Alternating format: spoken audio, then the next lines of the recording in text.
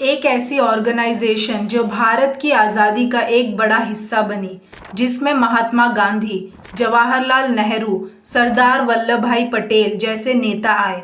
पर ये सब शुरू कैसे हुआ और इस ऑर्गेनाइजेशन का नाम इंडियन नेशनल कांग्रेस किसने रखा, चलिए जानते हैं। 1885 का दौर था। ब्रिटिश रूल अपने चरम सीमा पर था और इंडियंस को एक ऑर्गेनाइज्ड पॉलिटिकल प्लेटफॉर्म की जरूरत महसूस हो रही थी।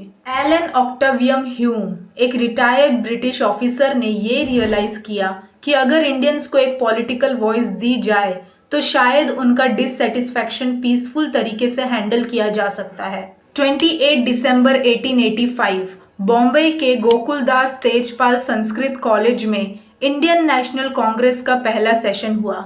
72 डेलीगेट्स इसमें शामिल हुए जो भारत के अलग अलग रीजन से आए थे। जब इस नए पॉलिटिकल ऑर्गेनाइजेशन का नाम डिसाइड हो रहा था, तब सुरेंद्रनाथ बैनर्जी चाहते थे कि इसका नाम इंडियन नेशनल यूनियन रखा जाए, लेकिन दादा भाई नारोजी और एलन ऑक्टेवियम ह्यूम को कांग्रेस वर्ड ज़्यादा सूटेबल लगा, क्योंकि ये अमेरिका और इंग्लैंड में भी पॉलिटिकल बॉडीज के लिए यूज होता था।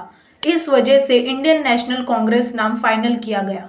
इस कॉन्फ्रेंस को लीड किया वोमेश चंद्र बैनर्जी, जो कांग्रेस के पहले प्रेसिडेंट बने। शुरुआत में इंडियन नेशनल कांग्रेस का गोल ब्रिटिश सरकार से मॉडरेट डिमांड्स रखना था, जैसे कि ज़्यादा इंडियन रिप्रेजेंटेटिव्स को गवर्नमेंट में जगह मिले, सिविल सर्विस एग्जाम्स भारत में भी हो, ब्रिटिश पॉलिसीज फेयर हो इंडियंस के लिए। लेकिन धीरे धीरे कांग्रेस एक स्ट्रॉन्ग नेशनलिस्ट ऑर्गेनाइजेशन बन गई, जिसमें 20th सेंचुरी तक बाल गंगाधर तिलक, लाला लाजपत राय, विपिन चंद्र पाल जैसे लीडर्स शामिल हो गए।